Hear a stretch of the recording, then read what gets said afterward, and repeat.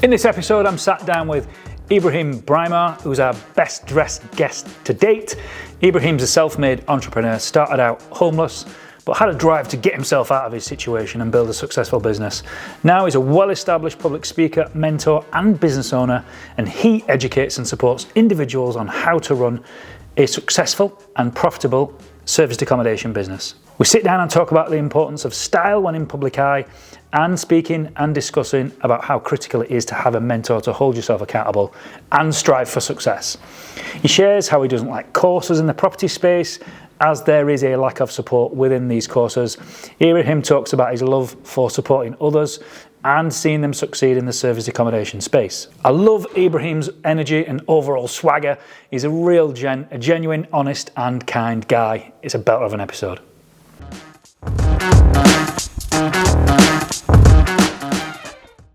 Thanks for coming up. Thanks for having me, man. I'm super excited and looking forward to this. Good, mate. You are the snappiest dresser that's ever been here. You've totally outdressed me, and I'm all right with it. Listen, you know what they say? I was listening to Alex Moses, I was just saying to you on the way here, and he says everything is a brand. I kind of wish actually I hadn't branded myself this way, even though I do love dressing like this. But now there's an impression. I remember speaking to someone I had on my podcast actually, and he said, I can't imagine you ever just chilling at home in your tracksuit bottoms. I'm like, what do you think I chill at home in? What, like a free piece just laying on my sofa? You know what I mean? Yeah. But I do love dressing like this, and it's to some people, a lot of people said to me, they feel kind of inspired, and it gives them something to aspire to as well. So it's part of the brand now. But I am starting to, because what I've noticed personally is I'm in property. Yep. This is what property people look like. What right? You? Like you, right? Scruffy to it. Not scruffy, but you can't be doing something manual dressed like this. Yeah. And the reality is I do a lot of manual stuff, right? So always showing this actually gives the impression that maybe this business is easy. And a lot of my content is actually to show people that, look, you can make a lot of money doing property, but actually there is work that comes with that. Yeah. So I want to start showing a bit more of that. Well, this is me on a normal day-to-day basis in my tracksuit bottoms, in my hoodie, because I actually have to do work. So I want to start mixing it up a little bit. Yeah. So the suit is the always. So wherever you're out and about, on camera, podcast, interviews, it's always with the suit. That's right. Do you ever regret that decision? I'm real curious about this. Yes. You do? Yes. It's real funny. I genuinely struggle to find my way with this. Like when I first went into, I'll call it the public eye, I didn't know how to present myself. My coach I was working with at the time, he used to dress in smart, high-end branded jeans and a shirt. Yeah. And I kind of modelled myself on him. And then I remember once seeing a photo of myself and I was wearing his clothes almost. And I saw it and I thought, that's not me. I need to fucking change. So I stripped that out and I wore what I was comfortable with, which was a t-shirt and jeans. And as my presence grew and as I appeared on more stages, more podcasts and things like that, I thought to myself, I need to sharpen my act up. And I started wearing a suit. Very much like that, but I went with a jacket, blazer, and jeans. Yeah.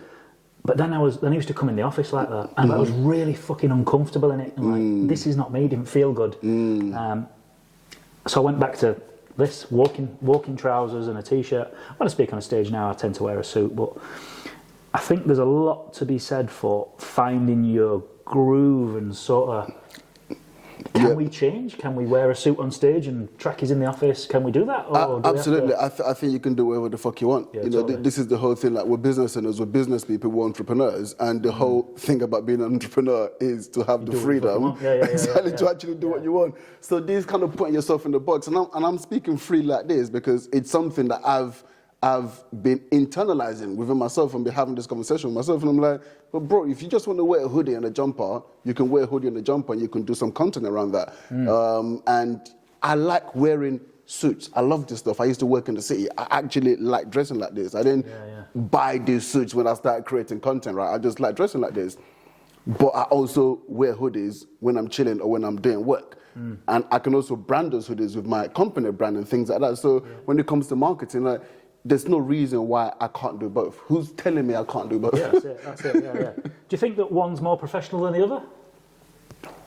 I guess it depends on perception, and what they say perception is reality. The perception in a lot of people's eyes, just because of what we've consumed on TV or media, is that when you're in a suit, it's more professional. But an electrician does not go to work in a suit. So what they wear, when they're wearing the khaki trousers, they're wearing the t-shirt that's branded, that is professional to them. So who's to say that person is not professional because they're not wearing a suit? It's just, again, perception, which doesn't make sense to me. You ever come across a guy called Martin Sukanik? He's a deal salesman. Yes, I know Martin. I know Martin. Martin is like me. Martin. He played golf with me once and turned up like that. Great guy though. Great guy. It's like Peter Andre, doesn't he? I love Seen him Martin. with his cigars. Yeah. He loves it. Yeah, all over it. So, let's get into some business and what it is that you actually do. Because, the reason that I asked you here today is we met briefly at an event I was speaking at in Norfolk. Yes. Last summer, I think it was, back into the summer. And you're one of those people that you're an energy magnet. Like, I saw you introduce me. You introduced me on stage. That was my first exposure to you. I'd never seen you, didn't know who you were at that point. And you introduced me on this. And as soon as you did it, I was like, that guy needs to speak at my event. I need him on a podcast. The second I saw you and saw how you presented yourself, put yourself across, spoke with energy, and you've got that. Are you Caribbean? African? African, Nigerian. You've got that African energy and that bounce, that... Right, I can't articulate it. Swagger. I appreciate that, And I was immediately drawn to that. I know another African lady, I don't know if you know her, Victoria Dio, her name. She's exactly the same. She's got the same energy. As soon as you see her, you go, like, come into my world. And hence me inviting you here today. And, I don't actually know what you do. So you can tell me, and them listening, what is it that you do in property? Okay, so... There's the coaching side, but what do I coach in? I coach in service accommodation, which is what my property business actually is. Exactly that. So for those who might not know, I'm guessing people who listen to this podcast are property people, so they have an idea of what service accommodation is. But it's where, instead of renting your property to a traditional tenant who will pay you on a monthly basis, they'll sign a 12-month contract, for example, which obviously currently there's a lot of legislations. Landlords are suffering right now. But what we do is we say, okay, cool, well, from this same property in a location that works, because not all locations work. For what we do, there needs to be traffic, which means there needs to be people coming to that location. But for the locations that work, we will take that property, and instead of renting it out to a tenant, we rent it out to guests. So almost like a hotel. We'll rent it out on a night-per-night basis. Okay, so that means if you're coming to the city for 2 days, for example, you can rent our property for 2 days. So now, if the property only rents for 2 days for that month, we're stuffed because we're making less than what we would if we just rented it to a tenant. But if that property rents every single day of that month, then we're making, 3 times the revenue from the same property. And typically, we wouldn't take on a property in a location unless we've done the analysis to understand what predicted traffic we're expecting in that area. So that's basically what it is. So it's called service accommodation. It's a competitor to hotels. I think it's a much better product, although there's still a lot of kinks that the industry needs to iron out because it's still a fairly new industry. I think a lot of people would have heard of Airbnb and Booking.com. Those are pretty much the platforms that we leverage to rent our properties out. It's still a new industry in its infancy, but in terms of product per product, if you're comparing it to a hotel, you have complete access to the property. You can go and come however you choose. You can do whatever you want in that property. You can cook. You've literally got an apartment or a house. You've got your garden, you've got your flat, you've got your kitchen, you've got absolutely everything. You've got the utensils in there, so it's fully furnished for you to use. We call it a home away from home. So that's basically the business that I run, and then I also do coaching around that. So actually teaching aspiring entrepreneurs how to actually get started in building a service accommodation business. Cool. Is that a course or is that one-to-one mentoring? How does that work? Personally, so I come from a coaching background. I don't come from a coaching background, but prior to starting my own coaching business, I worked with probably the second largest property education company in the UK. There was a lot of things that I noticed that they did well, and there were some things that I felt, probably did not align with me, just from seeing results that students got. What I took away from that is I don't like courses. Okay. All right, because what I believe is, if someone is brand new, so if someone has a base level of understanding of that industry already, then a course might be all they need because of the level of investment they need to make. But if someone is completely brand new, which a lot of my students are, then a pre-recorded course, I don't feel is going to give them what they need to actually succeed. Because when you're starting off, there are nuances that you need to be able to get the answers to. So, for example, you speak to a landlord. You know, I can have this pre-recorded course, tell you how to approach a landlord, what to say to them, all of this, and then they throw you a spin, they throw you a curveball, and they ask you something. You don't quite know how to actually attack that question. You're stuffed. You go to my video, the answer's not in there. What do you do? Yeah. So I don't believe in courses per se. I do have a course that comes with my mentorship, but the mentorship is mentorship. The only thing I offer is mentorship. Yeah. So there's a course alongside with that, so you can go there, you can watch the videos, you can have a base understanding of what you need to do. But there's also the hand-holding element of actually, okay, cool, you've got a question, come and ask me, here are some issues, come and ask me, and things like that. Yeah. And how many people would you typically be working with at any one time? It depends. It depends. So it's not. So the way the mentorship works is it's not one-to-one, right? That might be something that's coming along in the future. Obviously, with one-to-one, it has to be limited. Yeah. Just because. We are limited. I'm just one. Yeah, of course. Yeah, do you know what I'm saying? Yeah. But the way it works at the moment is you can come in at any time. So it doesn't matter which stage you're in on your journey. Obviously, you've actually got the course to give you the base, understanding the base knowledge, and then you're able to ask questions throughout. But what we do is for people who come in completely brand new, we have almost like a nurturing process because, you know, you're coming into people who've, you know, they've now got 10 properties, 12 properties, 15 properties themselves. So when we're having this coaching course, so I do the group coaching calls, you know, we might be having conversations that you're going, bloody hell, what are this not talking about? I ain't got a clue. Yeah. So there's a nurturing process for the newbies to almost, you know, get them acquainted, and then they also get to come into those coaching calls as well, because obviously there is something about being a fly on the wall. Even if you're not talking a lot, just listen to the conversations we're having.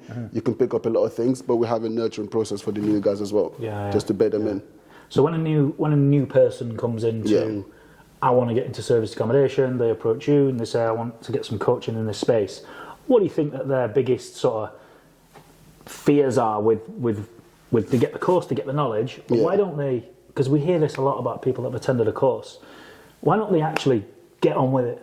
Yeah, actually, so you give them everything. Yeah, why don't they do that? Well, this is why I don't believe in courses. Oh, right.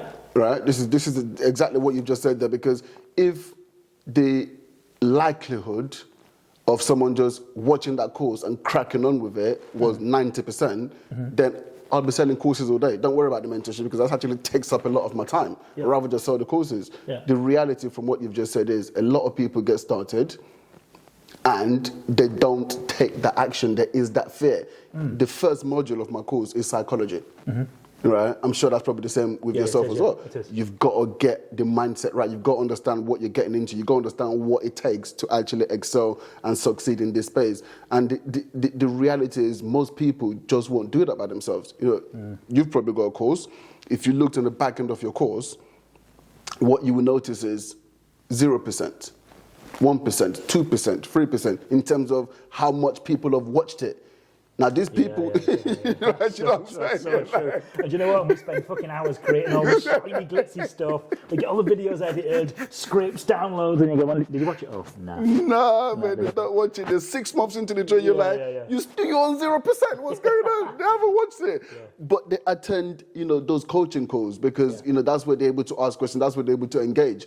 But you know, coming back to the core of your question, I think if someone knew how to go out there and achieve the success that they wanted in their lives, then they wouldn't be coming to me. Right? So for me, I'm like, okay, cool, you don't have this ability. Everyone's got the ability, but you don't yet have all of the tools in place to be able to say, okay, I need to pick from this tool now, which is right now I need to focus. Okay, right now I need to pick up before then actually call these people. You don't yet have all of that structured yet. That's why you're paying someone to put that structure in place for you and actually, you know, hold you by the scruff and say, no, you said you were going to do this. What's the accountability? Funny enough, so I have my coaching course on a Sunday evening. Had it yesterday. 3 boys, just started, completely brand new. Did the onboarding with them last week. Here's what we're going to do. Here's the focus. So I've got this accountability form. Every single Saturday evening, I need that in by Saturday because I need to go through them, see where everyone is at, so we can then discuss that on the Sunday. No accountability form. First thing that came in, yesterday I said, boys, what's going on? And they kind of gave all of these different reasons, and I let them off because it was the first two, but in my mind, I'm going, nonsense. Yeah. Nonsense, right? Yeah. But I get it. You guys are new, but I'm still gonna make you know this ain't gonna happen next week. Yeah, we've got to get that form filled in. You've got to do the task on that form next week. But they kind of gave me the reasons, why they didn't do it and all that sort of stuff. But I think something like that is very, very important. Most of us need it. I've got a mentor.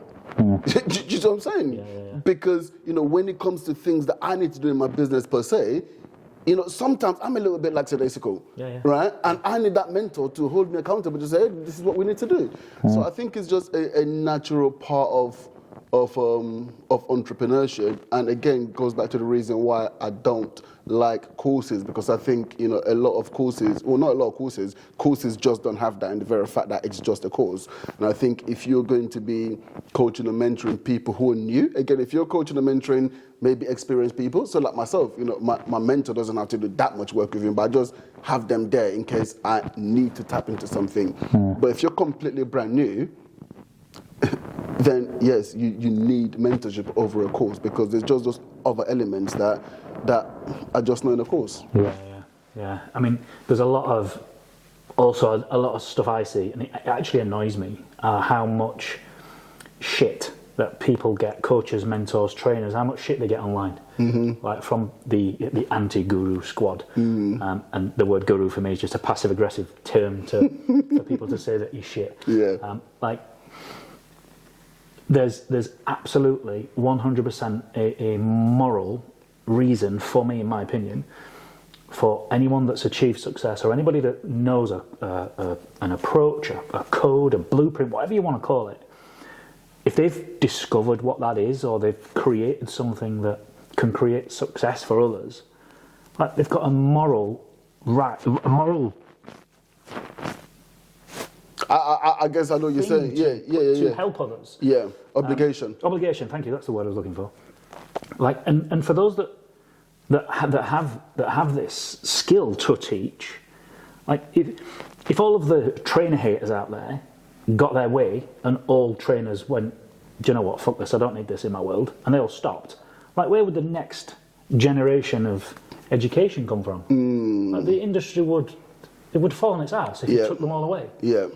And I genuinely don't, and I know that there are people out there that have shitty sales tactics, and they have shitty marketing messages, and I get that. I get that that's the thing that needs to be addressed. Yes.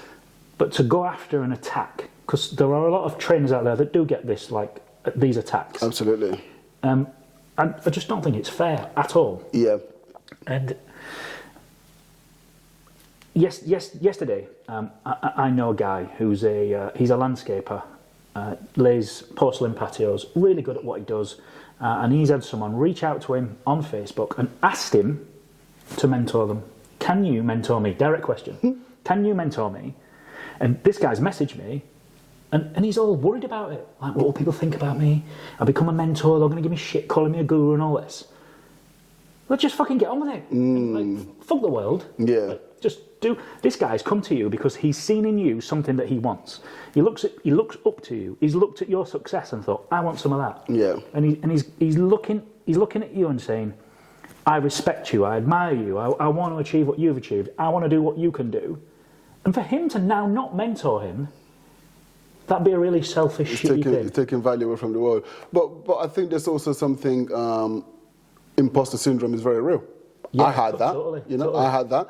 Can I even be training people? Why the hell would anyone want to listen to me? And all this, and irrespective of whatever experience and skill set I had, I still had to go through this mindset. I mean, it makes me feel good when I, again, watch other, people within the space, when I hear their stories and realize they also had the same thing. So I completely get where that guy's coming from. What I would say, though, I don't want to keep bringing up Alex Mbosi, but it's someone who I respect a lot, and I was just watching a video of his on the way up here. So check this out. The American education system, right? 800 million. Wow. Right? 800 million. Sorry, what am I talking about? Billion. Million. 800 billion. The self-education, right, is currently at 256 billion. Like, this is American numbers, actually. This is not globally. This is according to Forbes, by the way. Here's the thing. The American education system, every single year at the moment, is trading at -6%. So that means they're losing 50 billion a year. Self-education, what's happening? Is growing at 20%. Crazy. So they're bringing in 40 billion a year. So there's almost a direct correlation with what these guys are losing and what these guys are actually gaining here. So people can keep talking what they want to talk, but the reality is the market space is starting to realize, if I don't want to go to uni, because I'm looking at people who've not been to uni and they're working in Tesco, they're working in Sainsbury's, they're working as labourers, they're working in warehouses, and I don't want to do that. I want to go and learn a skill, something that's tangible, something that I can take into the marketplace tomorrow and get paid for it. Where can I learn this? It ain't going to be at uni. So people need to find somewhere to do that. And more people are starting to think that way. So focus on, and that's what data gives you. Data gives you the ability to say, okay, cool, I'm going to just block out all of this nonsense I'm hearing, because this person is talking this crap and they're trying to make me feel bad. They're trying to tell me I'm a fake guru, all that sort of stuff, and look at the data. The data is saying, well, people actually want this stuff that I'm offering, so I'm going to focus on that. Yeah, that's a great point. I do the same thing. When I need to learn something, or I want to get into a space of something new, the first thing I do is find someone that's done it, and I'll go towards them. Like, you're the best out there. Like, give me the skills to do that. Yeah. Absolutely. It's what's the alternative? Just keep banging your head against the wall, trying to figure out something that someone's already figured out, and they're already doing it at a much bigger level than you could even imagine. Like, what's the point of trying to figure out yourself? It's a huge thing. It really is. Do you think it is imposter syndrome, or for people to step into this, or do you think it's a fear of what people think, what people think are going to think about them? I think that's what imposter syndrome is.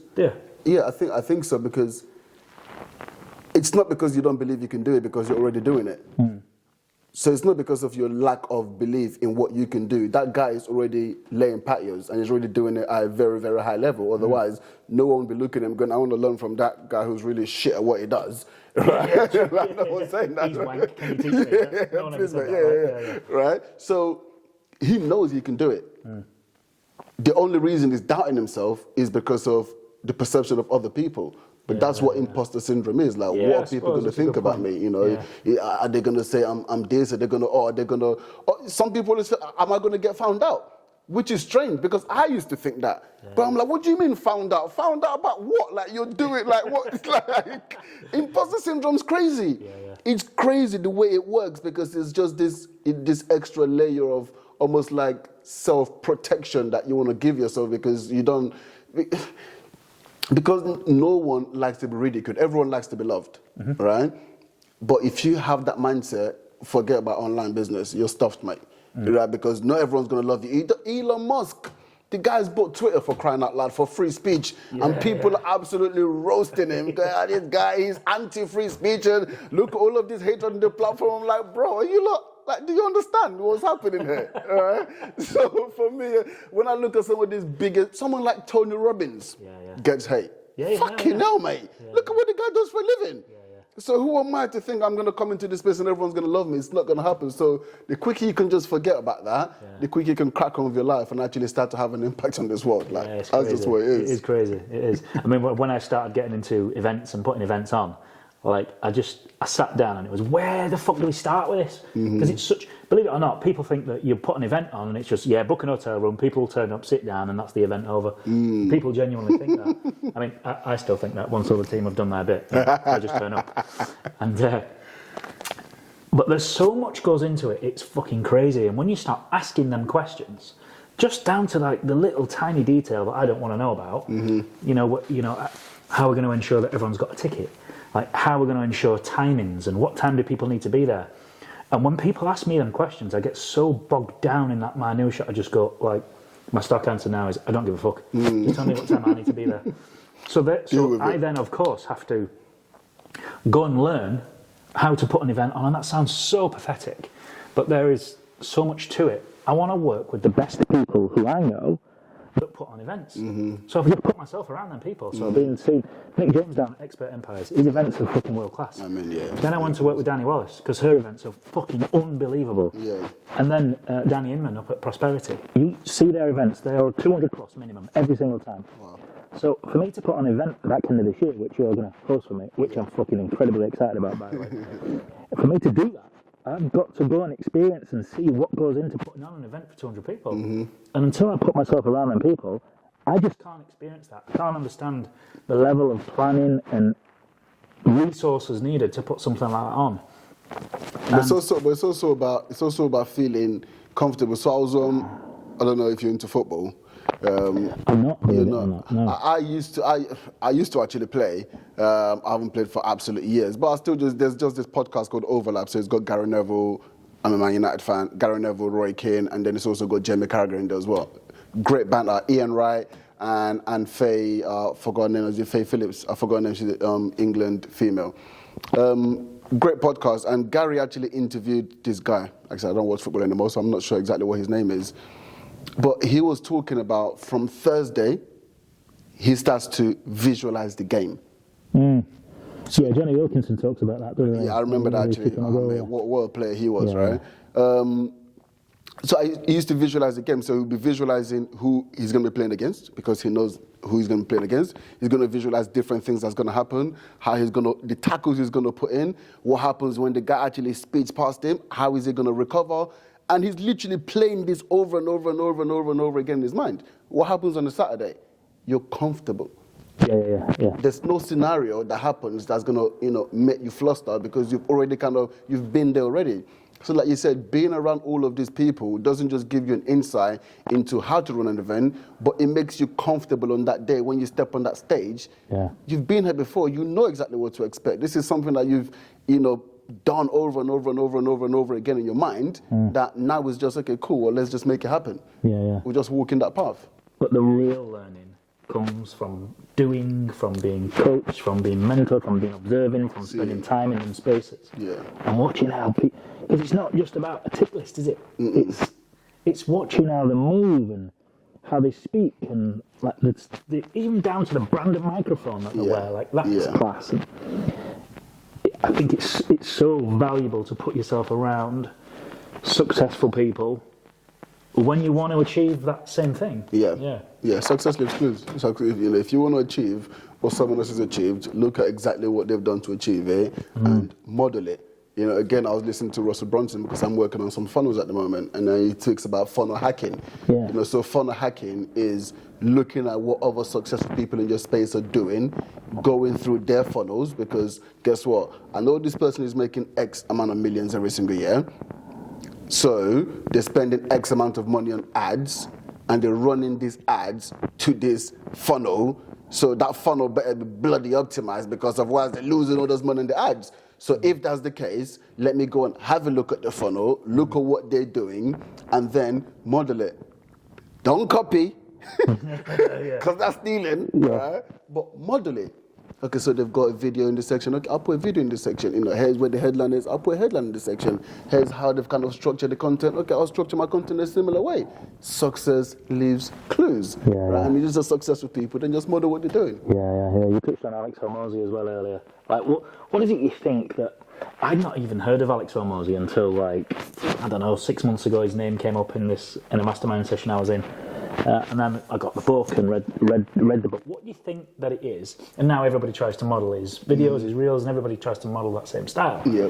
So what do you think it is about Alex that's made such an impact on the marketing world? I think it's very simple.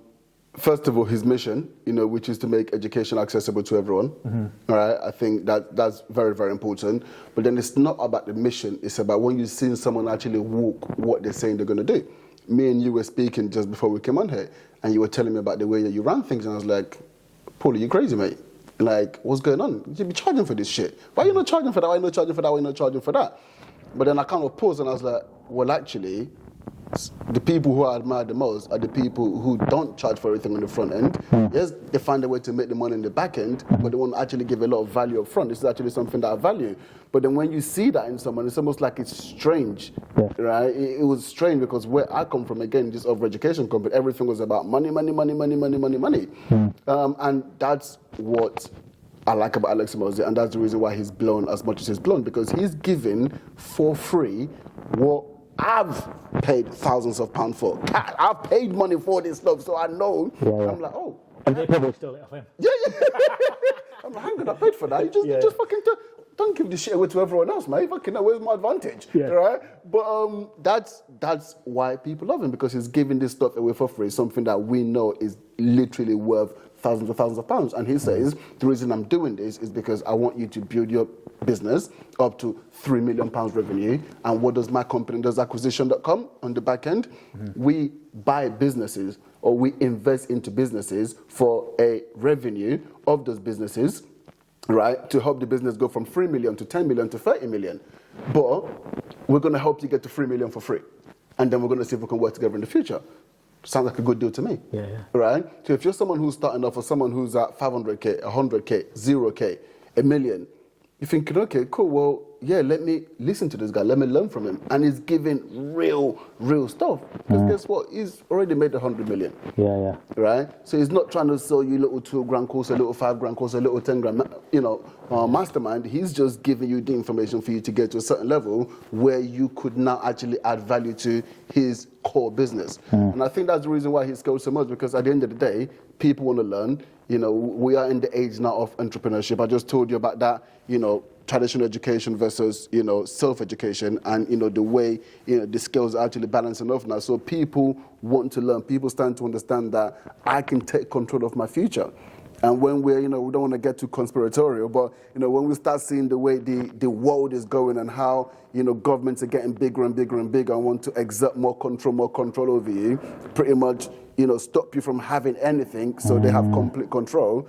Actually, the more you need to have complete autonomy over yourself and your family, so you can make autonomous decisions in the future. Otherwise, you will just be singing to the tune of, whoever's pulling that string.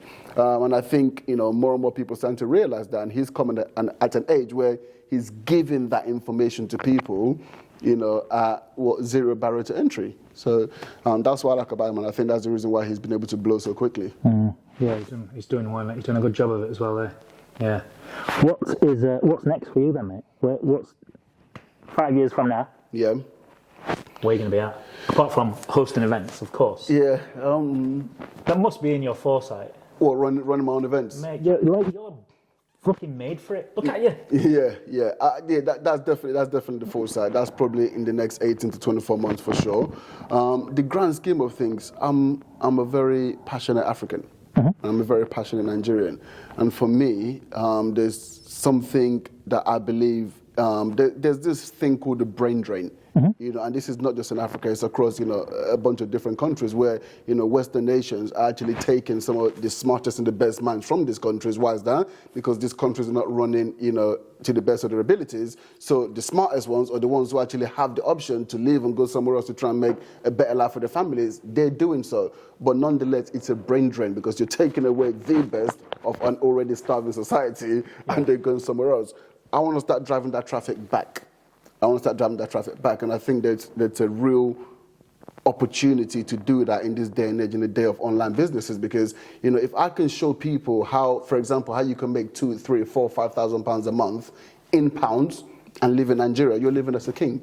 Yeah. I mean, 2,000 pounds a month is you've got everything. You've got cleaners, you've got, house helps, you've got absolutely everything, plus you've got money left in the bank, right? And that's on £1,000 a month. So if I'm able to show people how to make 2, 3, 4,000 pounds a month without actually having to live in the UK, now we can start sending that traffic back home, and then we can start to, create the differences, because we've been over here. We understand certain things that we can take back to make the societies better, right? But the incentive to do that is not there right now, because, if we just decide to pack up and leave right now, the quality of life that we're going to be living is more difficult. What sort of jobs, what sort of income are we going to be earning?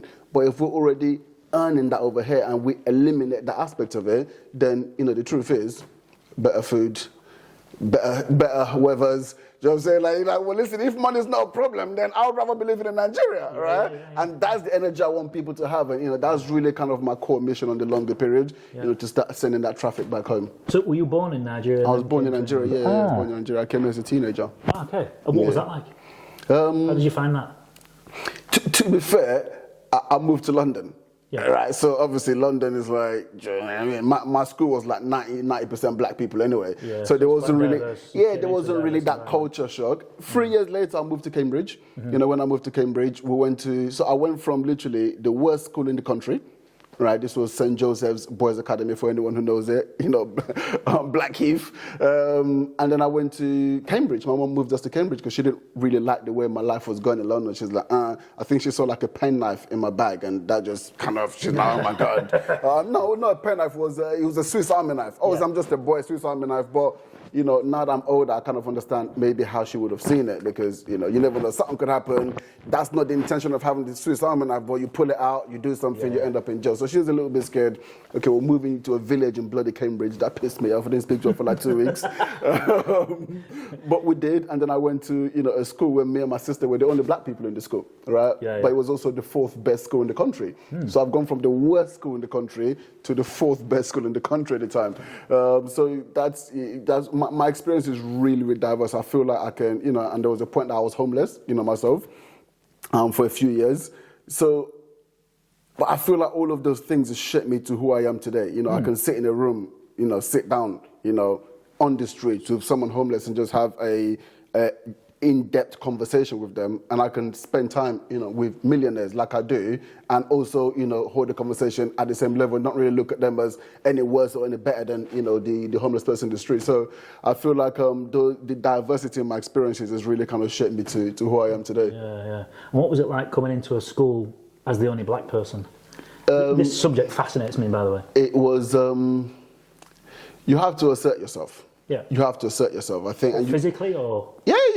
You've got to do it pretty quickly. You've got to let people know, like, pretty quickly, like, listen, it's not that time. Yeah. Right? Like being a good-looking boy going to jail. No, because look, the thing about kids is kids are just silly, right? Yeah. So kids will say things to trigger you. And especially if you're the outsider, it's a lot easier. If you're discontent with yourself and you're not happy with certain things in your life, then it's easier to push those energy towards someone else. Mm-hmm. It's never because you're saying it from an intellectual level. Not intellectual. It's not like you're saying it because you truly believe, this guy's a nigger, right? You're not actually saying that, but you're saying it because you know it's something offensive and that's going to piss that person off. Yeah. But then obviously once you catch a slap, then you might think about that the next time. The consequence is to call him a nigger. So I probably shouldn't call him a nigger, right? So I think that had to happen pretty quickly. But then, aside from that, genuinely, a good experience. I've still got friends from, and this was I'm 37 now. This was when I was 15, 16, 17, I've still got friends from that school. So it's just one of those things. Like I said, kids will be kids, but you just have to assert yourself in those situations. But then some people can't. Right? Some people are meek, some people are not, maybe as confident as I am, or as, I can protect myself sort of thing. So, and some people will suffer from that and they will just continue to get bullied. So I know that definitely happens to a lot of people, but that just wasn't my experience, luckily. Yeah. It's just about when you're different, isn't it? Mm-hmm. If you're different in any way at school, and kids are cool, right? Exactly. Like ginger hair. Yeah. That's it, you're the target, aren't you? Absolutely. Because it stands out, it's different. Exactly. Yeah. And it means people are not looking at me because let's all point at him because I don't want you to start looking at me and start talking about my deficiencies. So that's an easy target. Let's go for that one. Yeah, I mean, I think there's a lot. Like, where does this come from? Is this culture, how we've been brought up? This subject really does fascinate me. I think it's, if you're asking me, I just think it's human psychology. I think it's human psychology. But I think it does come down to parenting. About the values that you actually instill in your kids. I would, hopefully by the grace of God, my daughter doesn't turn out that way, or any of my future kids don't turn out that way, because it would be the values that I instill into them, which is, no, you're not better than anyone. no one's better than you. Treat people the way you would like to be treated. And I think if these values are instilled in everyone, then those situations probably won't happen. But it's what they say, hurt people, right? That doesn't happen just because you're older. That's, when you're young, it's like a natural human psychology. When you're pissed off, you do pissed off things. So if you're hurting and there's someone potentially that's an easy target, you're probably going to do hurtful things to that person. So I think it's probably just that. Yeah. So you touched on it when you said you moved from, when you were in London, that was quite normal to be in a diverse environment and diverse school, and then moving to Cambridge is when... But kids still laughed at me in London. Really? Because I was the African kid with an African accent. Your accent's cool, I love it. Yeah. Now it is, right? But I mean, even back then, I was still happy with it. But obviously, the old London boys, I'm coming in with a Nigerian accent. They used to laugh at me with my Nigerian accent. Yeah, again, because it's different. So this is what I'm saying. Yeah. Like, I think some of the reasons, the main reasons, A, geography. Like where I live in North Lincolnshire, small, sleepy little village. The school my daughter goes to, there are no black kids at all. And when I'm out with my daughter, she notices it because it's different. She'll go, look, Papa, there's a black man. Like, because she doesn't see it and she's not exposed to it, she's not doing it in an offensive way whatsoever. It's just different for her. She doesn't know and doesn't understand it. And when I was in the military, again, this is not geography, but when I was in the army created, in the cap badge that I was in, the army created this division and this...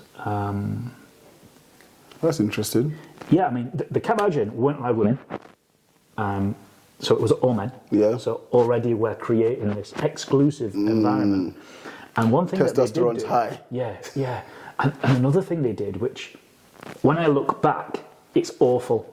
But at the time, it was just normal. That's how I was trained. So Fijians were allowed into our cap badge. So we would have a parade. Let's say there was 40 of us on parade. If we had 5 Fijians in our troop, they'd stand separate. So we'd have 35 men on parade, because there were no women. And then we'd have 5 Fijians on the end. And they even used to eat separate one from us at dinner. That was kind of that wasn't an army thing that made that division. It was I was going to say, was that natural separation? Yeah, it was, yeah. They'd sit separately. And then even beyond race, culture, and division like that, we'd even have different parts to the army. Like we'd have the paras, commandos, and then the engineers, which I was an engineer. And we'd have para-trained engineers and commando-trained engineers. They'd sit on a different table as well. So we almost create this exclusivity. Do you think this is a really, really interesting conversation. This is something that I've been toying with probably for the last 10 years, because it's an interesting one for me, because yes, race is very, very real. And racism pisses me off. I've experienced it, not just in school and all that sort of stuff, but I'm actually talking with police, when you become a teenager and you're going out and stuff like that, you can tell the way police treat you really, really unfairly. It's racist. But there is something that I'm also not starting to realize, but I said for the last 10 years I've noticed that humans are naturally tribalistic. Yeah, completely. It's natural. Humans are tribalistic. If I walk into a room now, there's a couple of black people in that room, we're going to meet each other somehow. You're going to look a little wink, little nod, before you know it, we're just chatting and chilling with each other, right? This happens, or if it's Nigerians. The same. Exactly that. Yeah. Because again, going back to this overlap podcast, Gary Neville, when they spoke about this English team and the fraction that, like the golden generation that didn't manage to win anything. They spoke about, the energy within the team, where the Man United boys, because we were obviously running stuff at the time, there's about 7 of them in the team. But when they went to play with England, they would just sit by themselves. So the Gary Nevilles and the Paul Scholes's and Nicky Budds and all of these guys would just chill by themselves. And then you've got the other guys from the other clubs, kind of chilling over there by themselves as well. So there's just this, humans are naturally tribalistic. So it's really, really interesting to look at the dynamic and say, okay, how much of this is racism? How much of this is tribalism? Should we disincentivize tribalism? Because there is something to just, people that you have a shared culture with, like something that's good for the soul. Because, for example, if I'm with Nigerians, there's just certain jokes that I don't need to explain that we're just gonna get. You know what I'm saying? We're just gonna understand it. We're just gonna start laughing, right? So that's good for the soul. So it's an interesting thing. But I think generally it's the powers that be that try to separate us. So they will understand, okay, there's this tribalistic thing, but it still doesn't mean that we're not happy to integrate with other races and other people, but they're gonna just throw things in there, you know, to just have you guys fighting against each other, because guess what? When you're divided, it's a lot easier to actually conquer. Totally, yeah. I mean, there's again, this tribalism, I think there's an element of comfort as well with tribalism. Like, as you said, you walked into a room, let's say there was 40 people in here and there was little pockets across the room, you would naturally go to where you're comfortable with your fellow Nigerian man. And I don't think that's a conscious decision. I think that's what you would gravitate towards. I would probably be the same. Like my clan, like if you like, or where I would be comfortable would be, let's say there were a gang of soldiers over there, I'd probably move towards them. Military guys, Or there was a gang of builders. Northerners or whatever. Northerners, that's another good one. I would naturally move towards them. If there was a gang of bankers in the corner, in suits, all Nigerian, I would probably, now, I would consciously make an effort to move towards that, because I know it's going to make me uncomfortable. Exactly. But, same here. Like, the natural thing would not be to do that. No. Is that racism? No, I don't think it is. For me, I think it's what you've just alluded to there. Tribalism, did you call it? Yeah. And that with tribalism comes comfort zone and discomfort zone. I'll tell you, a couple of weeks ago, well, it was about a month ago now, I spoke at an event in Bolton. 450 people there. I was really excited to speak at this event. I didn't know the context of the event at all. I was just speaking at it. And I walked into this event, worried. and I don't mind to openly share this, and I'll probably say some things I shouldn't, but I'll fucking say it anyway. Real talk, that's what it's about. And I turn up at this event, and I walk through the front doors, and I'm kind of looking around and amazed at everything that's been put on and how it's all been put together.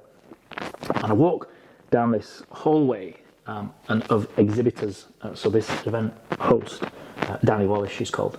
She'd got exhibitors lined up down this like corridor, and I walked up to this to the start point, if you like, and I looked left, and it was a dildo stall. Oh my God, I knew this was coming. And I looked at it and I thought, oh fuck, don't make eye contact with the woman, don't make eye contact. So I diverted my eyes straight away, and I thought, I can't look, because if she clocks me and calls me over, I'm straight outside of my comfort zone immediately. So I quickly walked past it.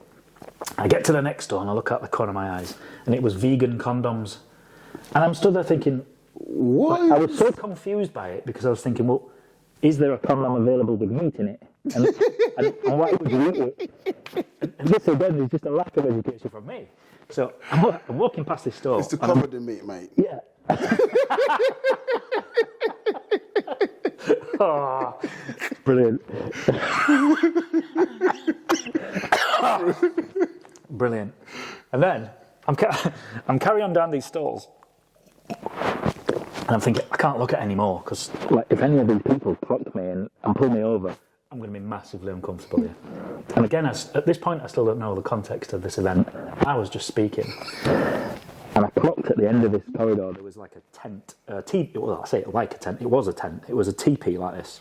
There was a big sign above it, and this sign said, "Sense Story," and it was in like a childish kid's font. You know what I mean by that? Yeah. So I saw it and I thought, I can connect with that. So I like I fucking marched to this thing, thinking comfort. This was all subconscious. And I get to the end, and this lady, Jo, her name was, she said, how can I help? I said, I was just really curious about the tent, and being honest, I just wanted to get past the dildo stand. And she said, why don't you take a minute and lay in the hammock? Oh God. And I went, oh God, this hammock. Is like unsafe, and the alarm's going up, whoop, whoop, whoop, whoop, don't get in the hammock. I said, I'm not really comfortable with that. I don't sit still very well. She's going, get in the hammock. Anyway, I get in this hammock. And she put this weighted blanket on me. And I immediately went, It was a really phenomenal experience. Yeah. Anyway, I got out and she started talking to me about inclusion. And I'm thinking, what is this fucking woman talking to me about inclusion? She said, do you think that you're inclusive, your business is inclusive? And I'm like, what do you mean by that? And she said, look, is everybody welcome at one of your training courses, at one of your events? And I thought, yeah. And she said, well, do you put that out into the world? And I said, look, everybody's welcome to come see me and work with me. I don't care whether they're black, white, woman, Chinese, don't care. And she said, but what message do you put out? Like, how are you portraying that in your marketing? And I was like, I don't think I do. She said, let me guess. Let me take a wild guess. That all of your clients, people coming and work with you, attend your events, are men? And I went, 80% you're probably right. Maybe 85, and I'm thinking the reality is 90, but I'm just going to do it down a little bit. She said, all got short hair, either ex-soldiers or ex-builders, and I'm thinking, how the fuck does she know that? I said, how do you know that? And she said, well, because you're attracting you, you're putting you out there, and that's it, and you're not exploring any other options. And I'm thinking, she's got a point.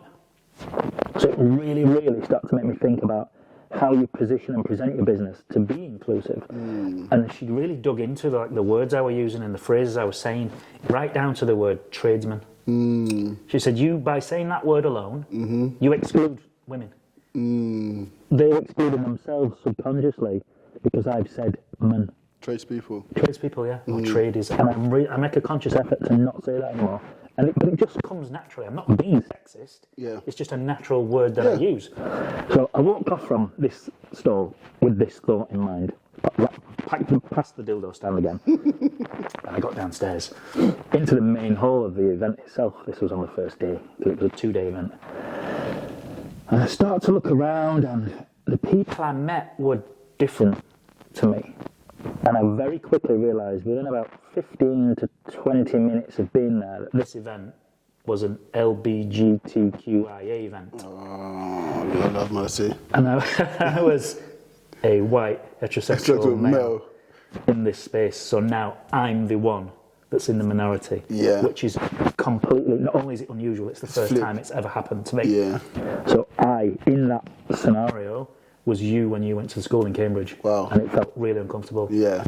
And it was like, I'm normally top dog. Like, what the fuck What's is going on here? Yeah. And it was really strange and awakening and eye-opening to be in that situation. So did she purposefully not tell you where it was then? No, I'd not asked. You didn't ask? For her, it was normal. I don't need to say that because it just is. Yeah. And had I researched her some more before jumping on board with this thing, I would have known that. And to be honest, the more and more I watch her now and work with her, I think to myself, how did I not know that? It's so obvious. It is so obvious. That's what she's all about, and she's all about inclusivity and creating. Her events are about creating safe spaces for minorities. That's what they're for. And it was a really eye-opening and humbling experience. And since I'm just really conscious of it now in my messaging and everything that I do. So it's just coincidental that we're talking about this now, you, a Nigerian man, coming into this space.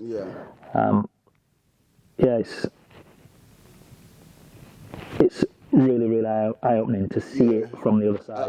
I think it's just one of those things where, you don't know something until you're there. The experience is an experience because of that experience. But yeah, as long as you're someone who's open-minded anyway, you're not judgmental, then you can thrive in those environments. Like I said, for me, it wasn't actually uncomfortable when I first went to this environment. I was just like, okay, cool. Well, it's a bunch of white people. My stepdad is white, right? So maybe that helped in a way. I don't know. The church I also went to, so even though I was living in Catford, the church I went to, this is in London, the church I went to was in Mayfair. So again, there was a whole bunch of white people. Pastors were white, the pastor's son were white. We used to go and spend, after church, we used to go and chill with them.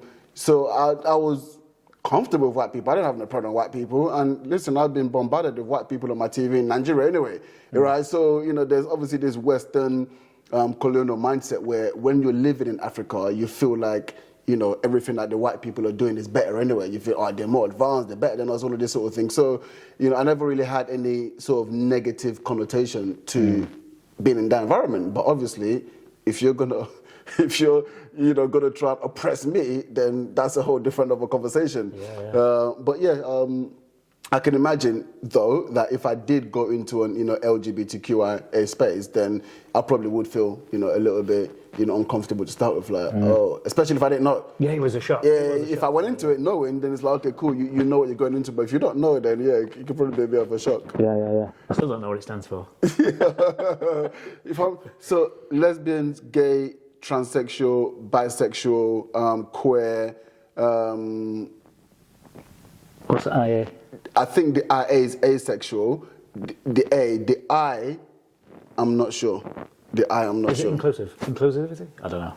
Maybe I'll look Let's go with inclusive. It makes sense for the conversation. Welcoming you to our event in November. Yeah.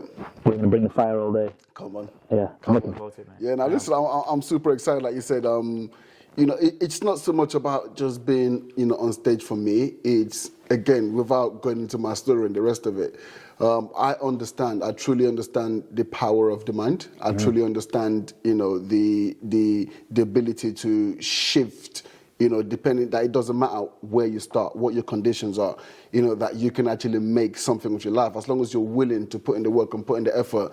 So for me, being on stage speaking about that or introducing people who I know, can actually help people achieve, whatever level of success in life that they want, is something that really excites me. And I think you do have to have energy into something because energy transfers. So if people are going to get the most out of, that event, and I'm the one hosting it, it's my job to actually instill that energy into them. So when it's time for them to absorb the information that's actually going to help them, they're prepared for that. So it's actually something that I love doing.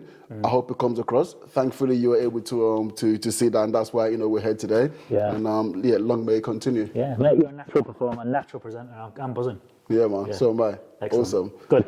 Mate, thanks for coming. Been a pleasure to speak to you. Likewise. We'll see you again soon. Top man. Thank you, my friends. Thanks for sticking around till the end. All the social handles from both of us are below. I'll see you in the next one.